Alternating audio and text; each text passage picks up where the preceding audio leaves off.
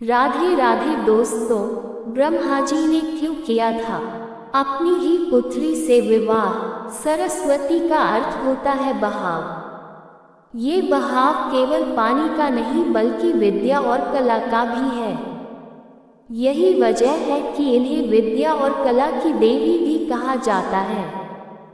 सरस्वती के द्वारा विज्ञान, संगीत और कविताओं की रचना की गई है। ऋग्वेद में सरस्वती को दैवीय नदी की भी संज्ञा दी गई है। साथ ही इन्हें पवित्रता और उर्वरता की देवी भी कहा गया है। सरस्वती को अन्य नामों से भी पुकारा जाता है, जिनमें भाग्येश्वरी, शत्रुपा, ब्राह्मी, पृथुदा, बगदेवी, बिरज, शारदा आदि प्रमुख हैं। हिंदू धर्म से जुड़े पौराणिक इतिहास पर नजर डालें तो कई ऐसी कहानियां सुनने को मिल जाएंगी जिनसे अभी तक आमजन वाकिफ नहीं है। विस्तृत इतिहास होने की वजह से कुछ घटनाएं छूट जाती हैं तो कुछ नजरअंदाज कर दी जाती हैं। इन्हीं कहानियों में से एक है सृष्टि के रचयिता ब्रह्मा का अपनी ही बेटी के साथ विवाह करने की घटना। ये बात तो हम सभी जानते हैं कि त्रिदेव के हाथों में ही इस सृष्टि की बागडोर समाहित है।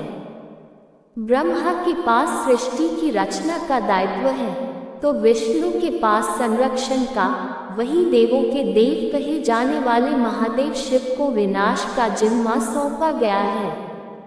इसी विनाश के बाद फिर से शुरू होता है सृजन का चक्र। ब्रह्मा का अपनी ही बेटी के साथ विवाह करने की इस घटना का उल्लेख सरस्वती पुराण में वर्णित है। सरस्वती पुराण के अनुसार सृष्टि की रचना करते समय ब्रह्मा ने सीधे अपने वीर्य से सरस्वती को जन्म दिया था। इसलिए ऐसा कहा जाता है कि सरस्वती की कोई मां नहीं, केवल पिता ब्रह्मा थे। सरस्वती को विद्या की देवी कहा जाता है, लेकिन विद्या की ये देवी बेहद खूबसूरत और आकर्षक थी कि स्वयं ब्रह्मा भी सरस्वती के आकर्षण से खुद को बचाकर नहीं रख पाए और उन्हें अपनी अर्धांगिनी बनाने पर विचार करने लगे। सरस्वती ने अपने पिता की इस मनोभावना को भांप कर उनसे बचने के लिए चारों दिशाओं में छिपने का प्रयत्न किया, लेकिन उनका हर प्रयत्न बेकार साबित हुआ। इसलिए विवश होकर उन्हें अपने पिता के साथ विवाह करना पड़ा। ब्रह्मा और सरस्वती करीब 100 वर्षों तक एक जंगल में पति पत्नी की तरह रहे। इन दोनों का एक पुत्र भी हुआ जिसका नाम रखा गया था स्वयंभू मनु। इसके उलट मत्स्य पुराण के अनुसार ब्रह्मा के 5 सिर थे। कहा जाता है जब ब्रह्मा ने सृष्टि की रचना की तो वह इस समस्त ब्रह्मांड में अकेले थे। ऐसे में उन्होंने अपने मुख से सरस्वती, सांध्या, ब्राह्मी को उत्पन्न किया।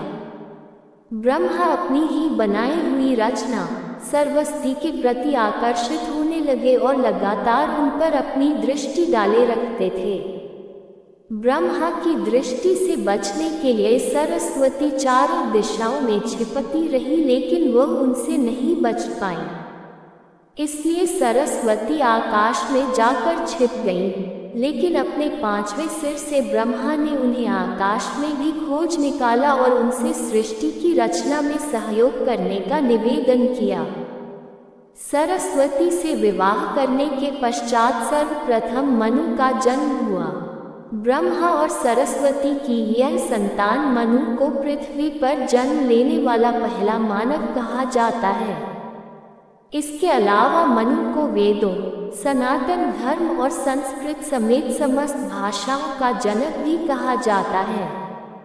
प्रजापति ब्रह्मा का अपनी ही पुत्री के प्रति आकर्षित होना और उसके साथ संभोग करना अन्य सभी देवताओं की नजरों में अपराध था। सभी ने मिलकर पापों का सर्वनाश करने वाले शिव से आग्रह किया कि ब्रह्मा ने अपनी पुत्री के लिए यौनाकांक्षाएं रखी, जो कि एक बड़ा पाप है। ब्रह्मा को उनके किए का फल मिलना ही चाहिए। क्रोध में आकर शिव ने उनके 5वें सिर को उनके धड़ से अलग कर दिया था। शिव पुराण के अनुसार ब्रह्मा के सर्वप्रथम 5 सिर थे, लेकिन जब अपने 5वें मुख से उन्होंने सरस्वती, जो कि उनकी पुत्री थी, को उनके साथ संभोग करने के लिए कहा, तो क्रोधावश सरस्वती ने उनसे कहा कि तुम्हारा यह मुंह हमेशा अपवित्र बातें ही करता है, जिसकी वजह से आप भी विपरीत ही सोचते हैं। इसी घटना के बाद एक बार भगवान शिव अपनी अर्धांगिनी पार्वती को ढूंढते हुए ब्रह्मा के पास पहुँचे, तो 5वें सिर को छोड़कर उनके अन्य सभी मुखों ने उनका अभिवादन किया, जबकि 5वें मुख ने अमंगल आवाजें निकालनी शुरू कर दी। इसी कारणवश क्रोध में आकर शिव ने ब्रह्मा के 5वें सिर को उनके धड़ से अलग कर दिया। जानकारी कैसी लगी कृपया कमेंट करके जरूर बताएं और कमेंट बॉक्स में जय राधे राधे लिखना ना भूलें। वीडियो पसंद आया हो तो लाइक करें और ऐसी ही और भी बहुत सारी कहानियों को सुनने के लिए चैनल को सब्सक्राइब अवश्य करें। धन्यवाद। राधे राधे।